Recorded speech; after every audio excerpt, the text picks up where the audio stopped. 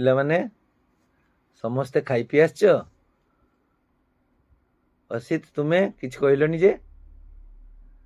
ଠିକ ଅଛି, ସମସ୍ତେ ଖାଇକି ଆସିଛ। ଏବେ ଆମେ ପୂର୍ବ ବିଜ୍ଞାନ କ୍ଲାସରେ ଆଲୋଚନା କରିଥିବା ପାଠକୁ ମନେ ପକେଇବା। ଦେଖିବା କାହାର କେତେ ମନେ ଅଛି। କଣ ହେଲା, କାହିଁ ଚିତ୍କାର କାହିଁ କରୁଛ? ନିଜ ନିଜ ଭିତରେ କଥା ହୁଅ ନାହିଁ, ଶୃଙ୍ଖଳାର ସହ ବସ। ଆମେ ଆଗ ପୂର୍ବ କ୍ଲାସ କଥା ମନେ ପକେଇବା, ତାପରେ ଆଜିର ପାଠକୁ ଆସିବା।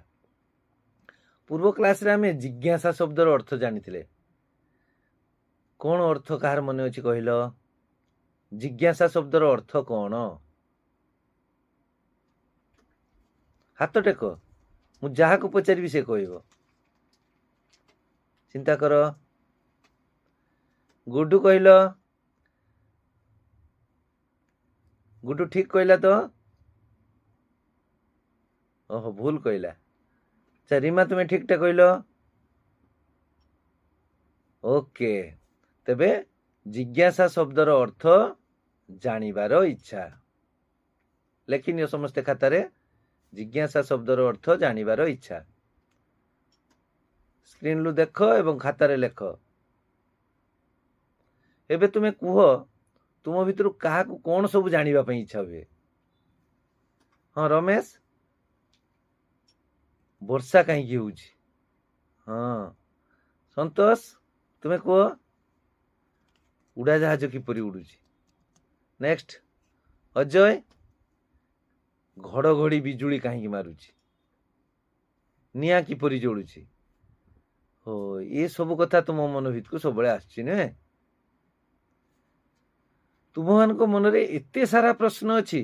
ବାଃ ପିଲାମାନେ, ତୁମେ ସବୁ ବହୁତ କଥା ଚିନ୍ତା କଲଣି। ଏଇ ସବୁ ଘଟଣା ଗୁଡ଼ିକ କାହିଁକି ହେଉଛି, କେମିତି ହେଉଛି, କିପରି ହେଉଛି, ତୁମେ ଏସବୁ ଏଥର କ୍ରମଶଃ ଜାଣିପାରିବ। ଏ ସବୁଠି ବିଜ୍ଞାନର କରାମତି। ବିଜ୍ଞାନ ଆମକୁ ସବୁ ତଥ୍ୟ ଦେଇପାରିବ। ତୁମରି ଭଳି ଛୋଟ ଛୋଟ ପିଲାଙ୍କର ଭାବନା ବଡ଼ ହେଲା ପରେ ଏସବୁର ଅନୁସନ୍ଧାନ କରି ନୂଆ ନୂଆ ତଥ୍ୟର ଆବିଷ୍କାର କରିଥାନ୍ତି। ଯେମିତି ନ୍ୟୁଟନ ଗଛରୁ ଫଳ ପଡ଼ିବା ଦେଖିଲେ, ବହୁ ଚିନ୍ତା କଲେ, ଶେଷରେ ସେ ସିଦ୍ଧାନ୍ତରେ ପହଞ୍ଚିଲେ। କଣ ନ୍ୟୁଟନ କଣ ସିଦ୍ଧାନ୍ତ ଦେଲେ? ପୃଥିବୀର ମାଧ୍ୟାକର୍ଷଣ ସମସ୍ତ ଜିନିଷକୁ ତା ନିଜ ଆଡ଼କୁ ଟାଣି ନେଉଛି। କଣ ହେଲା, ଶୁଭଲକ୍ଷ୍ମୀ ଛିଡ଼ା ହେଲ କଣ ପାଇଁ? କଣ ପଚାରିବାର ଅଛି ତ ପଚାର। ଓ ଭେରି ଗୁଡ୍। ଆଚ୍ଛା, ଏଇ ପ୍ରଶ୍ନ ତୁମମାନଙ୍କ ମଧ୍ୟରୁ ଆଉ କାହା ମନରେ ଆସୁନି? ଆସୁଛି? ହଉ, ତୁମେ ତାହେଲେ ଜାଣିବା ପାଇଁ ଚାହୁଁଛ ଅନୁସନ୍ଧାନ ଶବ୍ଦଟିର ଅର୍ଥ କଣ? ଠିକ ଅଛି, ଏବେ এই ଭିଡିଓଟିକୁ ଦେଖ। ଭିଡିଓରୁ ତମେ କଣ ବୁଝିଲ ମତେ ଆଗ କହିବ, ତାପରେ ଆମେ ଅର୍ଥ ଦେଖିବା। ସମସ୍ତେ ଭିଡିଓ ଦେଖିବ ତ? ହଁ ଦେଖ, ଭିଡିଓଟାକୁ ଆଗ ଦେଖ ଠିକ ସେ।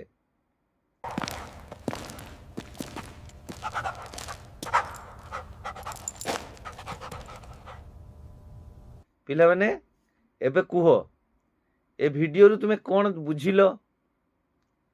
ଆଗ ଅନିଲ କହିଲ। ଓ, କୁକୁରଟି ତାହେଲେ ଚୋରକୁ ଖୋଜୁଛି ନୁହେଁ?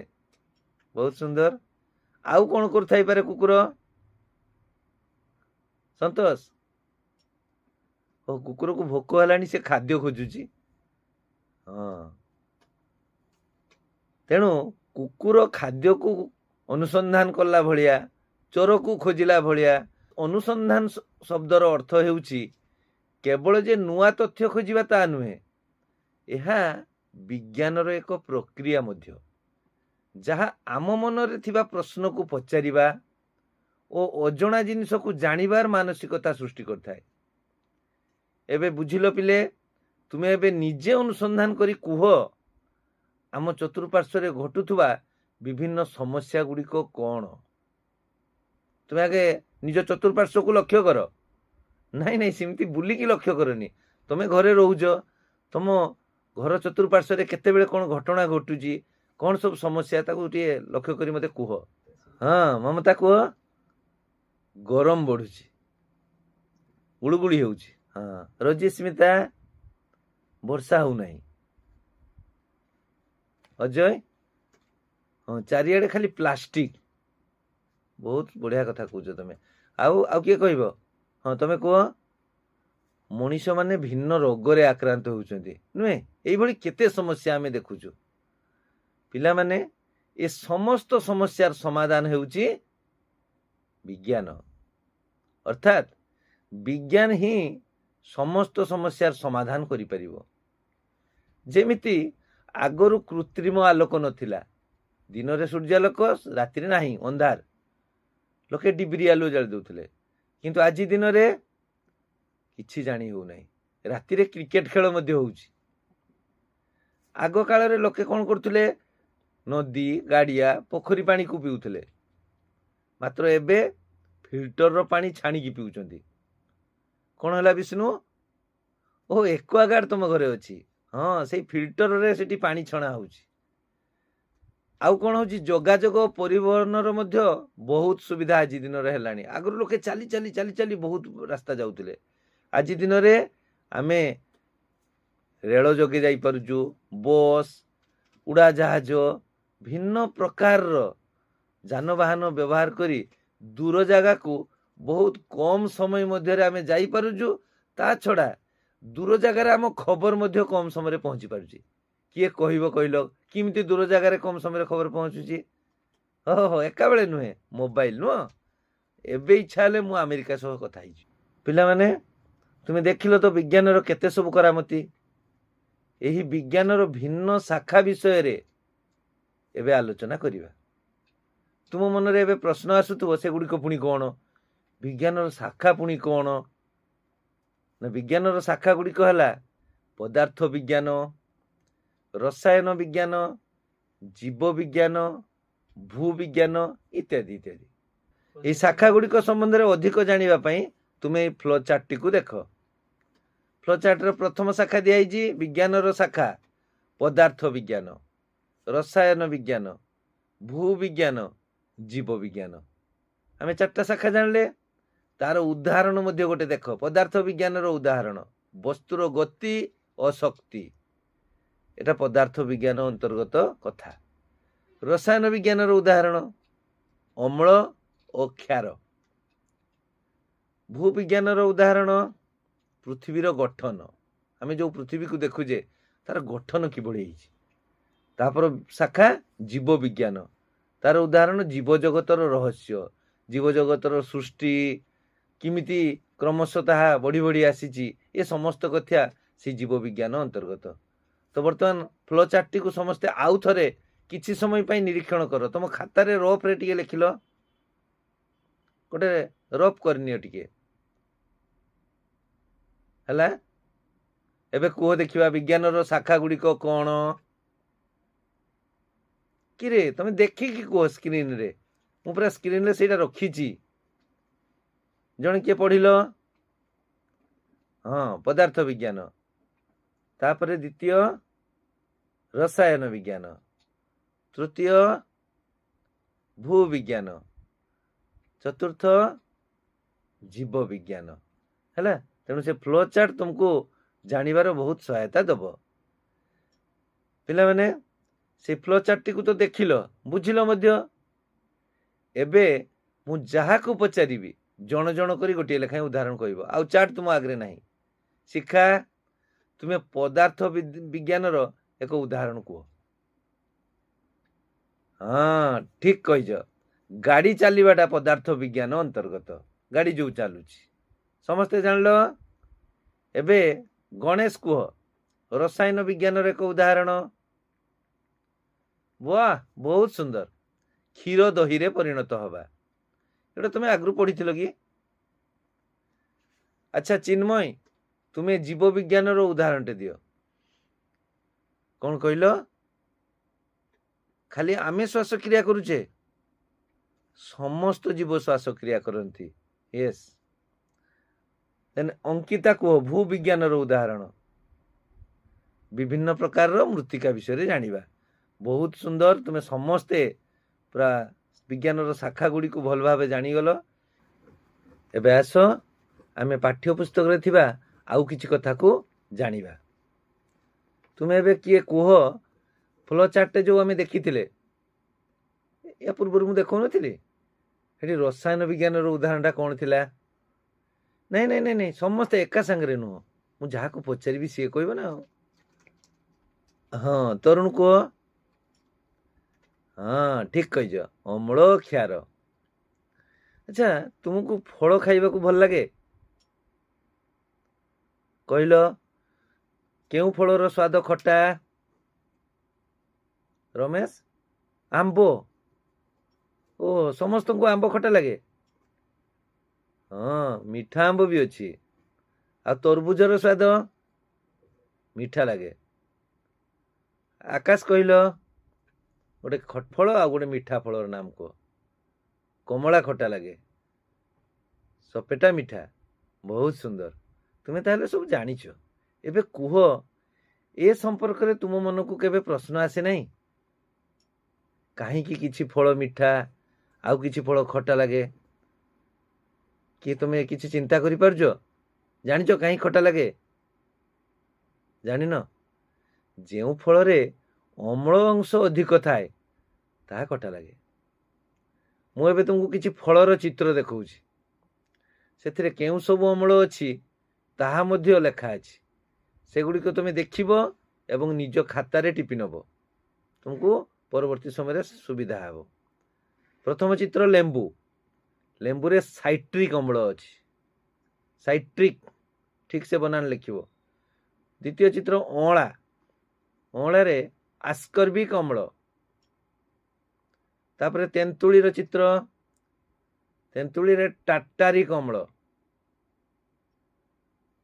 शेष चित्र टमाटो टमाटो रे ऑक्जालिक अम्ल समस्ते लिखिल हाँ स्क्रीन को देख ठीक से बनान ठीक लिखिब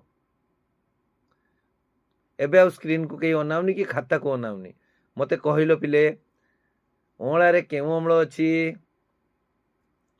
अँला रे चित्र देख केउ अम्ल अछि खाता देखुच आस्कर्बिक अम्ल ठीक अछि एबे देख टमाटो एथिरे केउ अम्ल अछि अजय ऑक्जालिक अम्ल ओके पिला माने एबे तुमे जानिगल केउ कारणरू फल खटा लगे एबे आमे अम्ल को चिन्हिबा पई गोटे परीक्षा करिबा ए भिडियोटी को समस्ते देख एवं भिडियो शेष रे कोन सिद्धांत रे उपनीत हेलो ताहा मध्ये मते कहिबो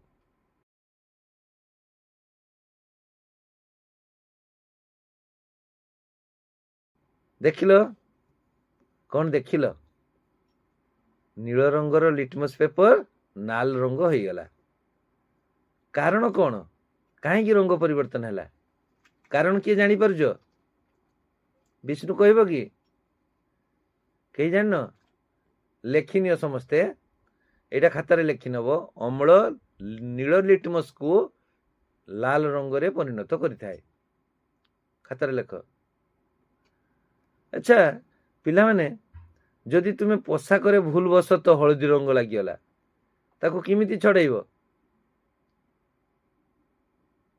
ओहो धुई देला परे सेटा नाल रंग हो जाउची कहीं नाल रंग है जानिच कि कहीं जानिन कहीं ना तुम्हें जो यूज कल सर्फ बा सर्फ एक्सेल से क्षार अंश थाए से क्षार ही से रंग को परिवर्तन कला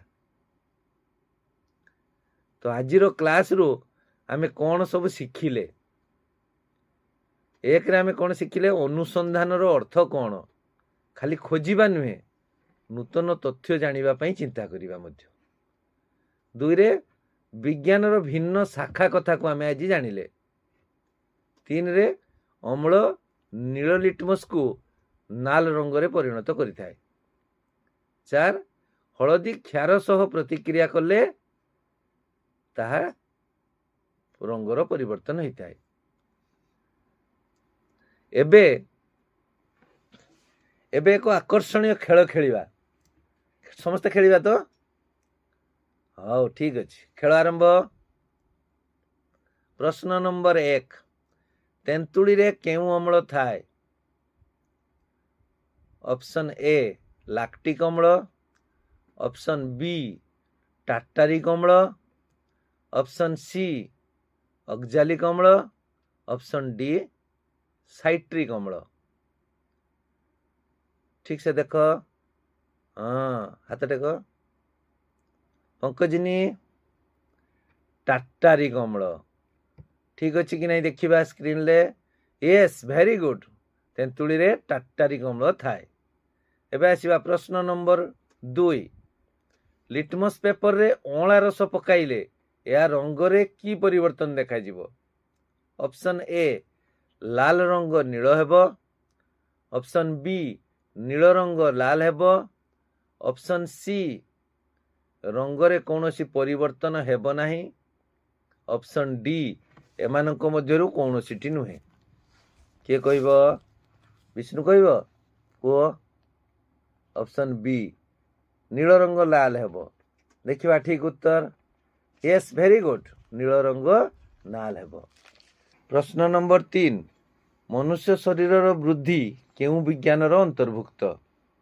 ऑप्शन ए भूविज्ञान, ऑप्शन बी रसायन विज्ञान, ऑप्शन सी जीव विज्ञान, ऑप्शन डी पदार्थ विज्ञान। मोनालिसा जीव विज्ञान, समस्त जीव विज्ञान। देखिबा ठीक उत्तर। यस वेरी गुड, जीव विज्ञान। एबे खेल भल लगुची तो हो। प्रश्न नंबर 4। पोशाक रे लागिथिबा हलदी रंग को छड़ेबा पई एहाकू डिटर्जेंट पाउडर रे बुड़ाइले एहार रंग रे कौन परिवर्तन हेबो। ऑप्शन ए नील होई जिवो, ऑप्शन बी लाल होई जिवो, ऑप्शन सी रंग रे कौनसी परिवर्तन हेबो नाही, ऑप्शन डी एमानक मध्यरु कौनसीटी नुहे। नाल ही जिवो। समस्ते कहीं कहूछ मु जहाकू प्रश्न उत्तर पचारिबी से उत्तर देबो। ठीक उत्तर लाल ही जिवो। Very good. एबे प्रश्न नंबर 5। एमानक मध्यरु केउटी विज्ञान रो एक शाखा नुहे। ऑप्शन ए पदार्थ विज्ञान, ऑप्शन बी इतिहास, ऑप्शन सी जीव विज्ञान, ऑप्शन डी रसायन विज्ञान। ठीक उत्तर रमेश इतिहास। तो इतिहास विज्ञान रो एक शाखा नुहे। धन्यवाद। तो आज आ खेल आगु को जीवा नहीं, आज पई एतिकी। पुणी आसंता थर क्लास रे आमे खेलिबा। एबे तुम निज पई कामटिए तुमे तुम घरे बापांको कि मांको सह कथा हेई अम्ल क्षारर जो प्रतिक्रिया से संबंध रे किसी तथ्य लिखि आनिबो। आमे पर क्लास रे कथा हबा।